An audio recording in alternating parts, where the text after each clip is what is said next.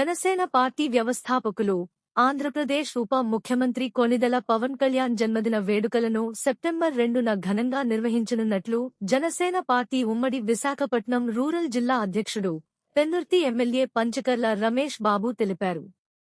ఈ వేడుకలను విజయవంతం చేసేందుకు ప్రతి జనసైనికుడు, వీర మహిళలు, కూటమి నాయకులు, కార్యకర్తలు పెద్ద ఎత్తున పాల్గొనాలని ఆయన పిలుపునిచ్చారు. పెందుర్తి నియోజకవర్గంలోని సుజాతనగర్ క్యాంప్ కార్యాలయంలో పెందుర్తి, సబ్బవరం, పరవాడ మండలాలు, జీవీఎంసీ 10వ వార్డు నాయకులు, కార్యకర్తలతో నిర్వహించిన సమావేశంలో ఆయన మాట్లాడారు.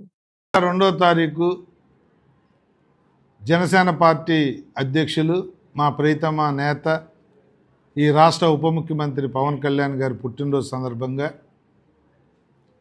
3 మండలాలు, వార్డులు నాయకత్వం అందరితో కూడా ఈరోజు మీటింగ్ చేయడం జరిగింది. ప్రతి సంవత్సరం కూడా మేము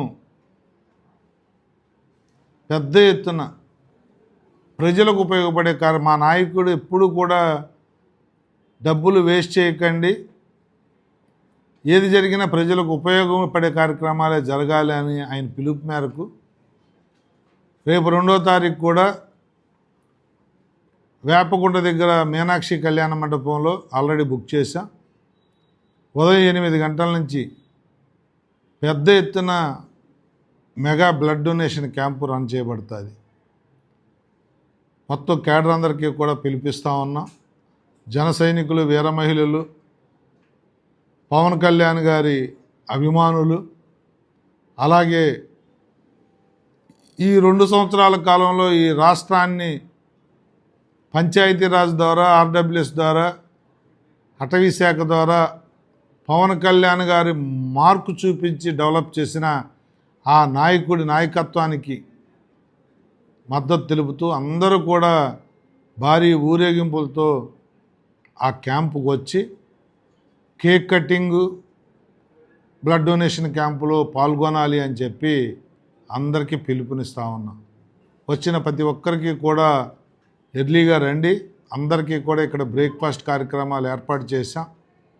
టిఫిన్ చేసి బ్లడ్ డొనేషన్ క్యాంపులో పెద్ద ఎత్తున జరిగే సంబరాల్లో, కేక్ కటింగ్ సంబరాల్లో పేదలకు బట్టల పంపిణీ ఉంటుంది. ఆ తర్వాత కొంతమంది పిల్లలకి బుక్స్ పంపిణీ ఉంటుంది. రకరకాల కార్యక్రమాలు ఉంటాయి. దానిలో పాలు పంచుకోమని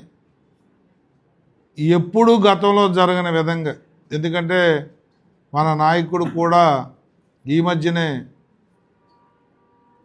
చిన్న ఆపరేషన్ కూడా చేయించుకుని వచ్చారు కాబట్టి ఆ భగవంతుడి ఆశీస్సులు పవన్ కళ్యాణ్ గారికి ఉండాలి అని, నిండు నూరేళ్ళు వారు ఆయుర ఆరోగ్యాలతో, అష్టైశ్వర్యాలతో ఈ రాష్ట్ర భవిష్యత్తు కోసం ఇలాగే కష్టపడి ఆయన పనిచేయాలని, ఆయన నాయకత్వంలో మేమందరం పనిచేయాలని ఈరోజు మేమంతా మాట్లాడుకోవటం జరిగింది.